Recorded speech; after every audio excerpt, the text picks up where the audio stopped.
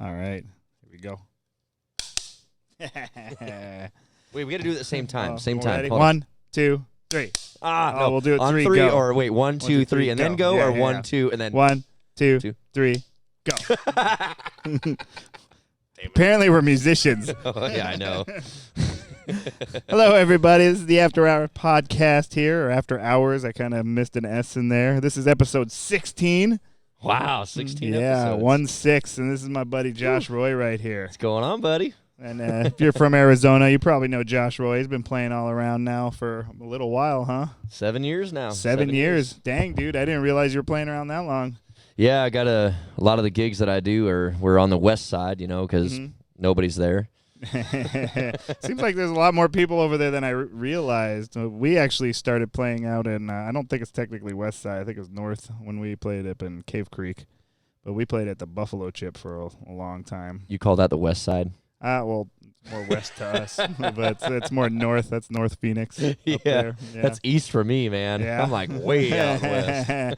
Yeah, that's what you said. You live like way out there. You're on the 10? No, I'm all the way on the 101, like on the north side. Oh, man. 107th Avenue. Oh, yeah. Yeah. Ooh. It goes up that high. It does. 107th. Yeah, man.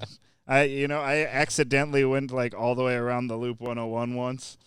By accident? And I was like, I need to get I was trying to like look at a trailer or something in Glendale. Oh, man. And I don't know how I did this, but I took the 10.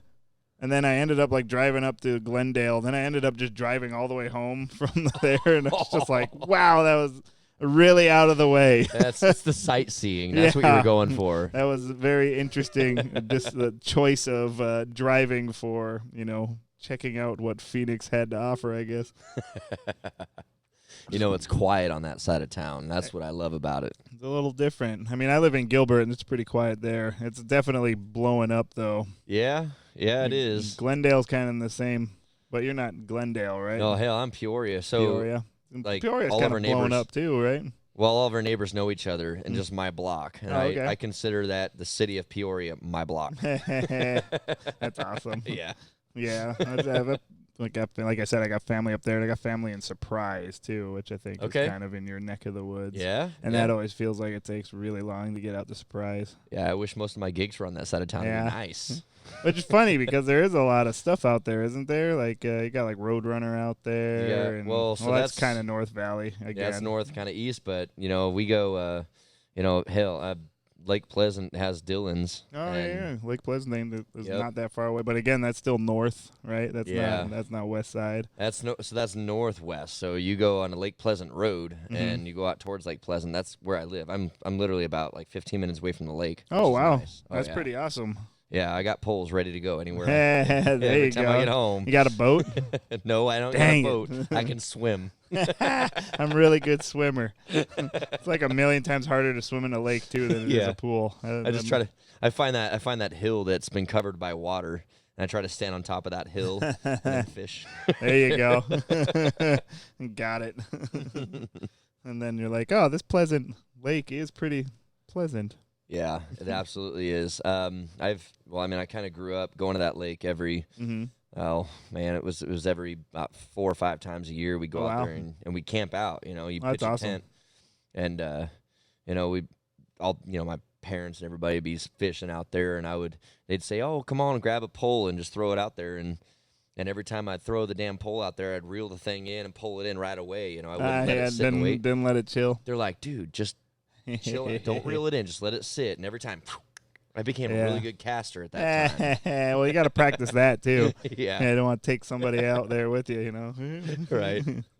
Yeah, I grew up in Minnesota. There was a lot of fishing up in Minnesota. Oh, man. It must have been good, though. It was, except for I hate fishing. No. I am a drummer, dude. Like, I just got like an attention span like this long, So, yeah, my dad would always try to take us out. And, like, we'd go out on these big lakes there and, like, canoes and stuff. Like, oh my gosh! Could you even imagine fishing in a canoe out here? Well, yeah, no, heck no. And did you ever take like the drumstick and then tie a little fishing line on the end of that? And is that how you learned how to fish? No, I think I always had the. I can't even say that either because we had ice fishing, which ice fishing is like drill a hole in the ice and then you just put like a literally like a stick and like a string down. It was like, okay, fish. Yep, sit there and do hate your this. life for a little bit. Yeah, well, unless you're inside one of the, what do they call those, ice houses? Like ice fishing houses? outhouse or fishing house. Yeah, I don't know. No, I've never those been are ice pretty, fishing. some of those could be pretty nice. Oh, man. Yeah, it was always terrifying to me, like people driving their trucks out on the, like, lake, Yeah. you know, with, like, this trailer that hell's turns into thick their ice house, you know. But, yeah, no, fishing is very different up there than it is down here. Like I'd like to see it. I would like to see it. I've never been. That's one on my bucket list. I want to should make it up there, man. Well, they got that Country Thunder up there, too, in Wisconsin. Yeah. And Wee Fest is up there. That's so right. Keep shooting that star up high there, dude. You might make it up there. That'd be cool. I'm trying. I'll keep trying. I ain't stopping. This is all of my eggs are in this basket. Right? You know? I'm in the same boat. Hello, everyone. Thank you so much for joining us for the After Hours podcast. We appreciate you more than you will ever know. Right now, we are trying to build up our YouTube page, and we need your help. If you could please go on YouTube and click on the magnifying glass, type in Donny Grubb Band, click subscribe, click the bell icon, and click on all. It would really help us out a lot. Again, we thank you for everything that you do, and we really appreciate it. Thanks for helping us out. What'd you do before this? What'd you do before drumming? Oh, man. Well, I've drummed forever. Like, my dad's a drummer, so he kind of got me into it. Like that bass drum right there is actually from my dad's drum set from when he was learning how to play drums. I was gonna say it looks brand new, but oh, it's not. Go look at that thing. It's beat to hell. Sarcasm. Oh, I didn't catch it. Sorry. It's been a long day. But yeah, no, my dad played, and then I saw that as a kid, and I'm just like, whoa, I want that thing to be what I do. And yeah, this kind of. Ever since I can remember, I was always beating on those damn things. So nobody ever just told you and said, well, drumming is probably the worst possible position you can have in a band. Nobody ever said that. Plugging the gear, yeah, I understand where you're going with that, but then I was just like, yeah, that might suck, but I get to beat the hell out of things, Everybody else has to remember chords and stuff. I just have to at least remember, okay, verse, chorus, there's some hits here. Oh, I might have to stop eventually, Every time I try to hit a kick drum, man, I try to get my foot going on that forward motion, and I get a cramp right in the front of my ankle. That'll happen. I get that every once in a while if I'm doing one of the disco beats, Yeah, I'll get that right. It's always like they call that a shin splint. Oh my god. Yeah, man, I'm just like, what is happening to me? Apparently I've never played drums before. I'm getting a shin splint for playing this. Yeah, it's pretty. There's an actual term for it. Yeah, shin splint. The struggle is real. The struggle is real. So for those that don't know how Josh and I know each other, and actually Josh, I, and Donnie, and Brian's been on the podcast too, is we know each other because Donnie and I actually recorded on Josh's album that's coming out, or at least that's right. Is it EP? So I think it's considered an EP. I think it's extended play, and then LP is I don't know. Lengthy. Length of play. Donnie, if he was here, he'd be able to tell us exactly what that is. All right, he's such a nerd on that stuff. Yeah. So we call it an EP, so I'm just going with it. Yeah. I'm rolling with it until the end. And we release it, and we say EP. Somebody comes out and goes, A. Mm-hmm. How many songs are you doing officially for that EP? 4 songs on the EP. And every single one of them, when I started writing these songs, it was just me and the acoustic and sitting down and playing those. Whatever I thought it should be, but then the evolution that happened in those songs with you guys all putting your parts on it, it just opened up my excitement with this whole album because I never thought that these songs would sound as good as they do. And that's awesome. Just a good old pat on the back. Pat on the old back here. Yeah. You too, man. Dude, Josh, you guys have no idea. This guy can write some songs. Like he's got the ability to get some lyrics together with some melodies there, and you should be very excited to check it out. I always wondered, I sit back and think that, you get the all-time great songwriters, the people that have been part of some of the most popular records and stuff, and you look at their success and you think that, man, I wish I had the ability, I wish I had the talent to be able to be, as good as they are. But then I realized that what separates why should I be any different? Yeah, absolutely. You know, these guys were born into it, and they're legends, and I want to be that legend. But they weren't born into it. It's just that's the thing that like a lot of people don't understand. It's like it's either you do or you don't in a lot of those cases, and like it's just the dudes that do it, you know.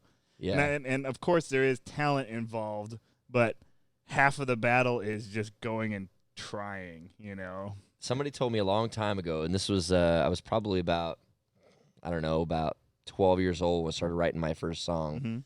Don't ask me what that song was because I don't remember. But he said, you know, you as a songwriter, you'll throw away your first 100 songs. Yeah. And then your first good one will come right after that. Yeah, right, exactly. And I don't know how many songs I've ever started to write and stopped kind of in the middle, going, well, you know, I don't feel it anymore. Yeah. So getting to the 100, I probably beat that 100 songs by probably 3 times that amount before I went. Oh, that's how you write a song. Yeah. Oh, yeah. And it's completely different for everybody, from what I understand too. Yeah. So you do it with an acoustic, and then you do you scat over, or do you? Well, you know, so it changes. Sometimes I'll have a lyric in my head, so I'm driving home from the east side. Yeah, and it's like an hour, you know, a little over an hour of a drive to get back home. So I'll start having some words in my head and some melody in my head to sing a song. Yeah. And whatever that influence was, I don't know. Either I just listen to a song on the radio or something, and I go, "Oh, that'd be kind of cool to kind of spin off of this, and create my own." But sometimes I just record into my phone. I put on the little, you know, button to just a voice recorder on my phone. No, that's awesome. And I listen to it later, and I'm like, okay, scratch that. Don't let anybody hear that. Right, that one can go straight to hell. As a matter of fact. Right. So sometimes it's that way, and then sometimes I'll just sit there. Like Life Song that's on this record was one of those that I was sitting around my house, and I wanted to play the guitar on a different way than I haven't before, and I said, oh, that would be kind of cool if I did this, and I did that whole walk down. I went through everything on that song, and I went, I can write to this. Yeah, dude. You know, and what's better? Stroke of inspiration. Yeah, you know? What's the best way to write a song at that point is a story of my life. There you go. So I called it Life Song. Yeah, man. And that's how that song came about. That's cool. You know, and so sometimes the guitar comes first, and then the vocals, and then sometimes the vocals come before the guitar, and then I have to go call my guitar player and say, what chords should this be? Right. I'm going to sing you something, and you tell me what the chords are. Right. So we'll sit around in my garage and be like, oh, that'll work. Oh, okay, I can see where you're going with that. Well, hey, what if we try this? Yeah. Then we get Brian involved. Yeah. And Brian's like, dude, whole different. Yeah. What if we try this? Yep, and I'm like, that's amazing. Yeah. And Donnie gets in there, and then he adds his craziness, and then you get Ben in there. Ben's got like his whole.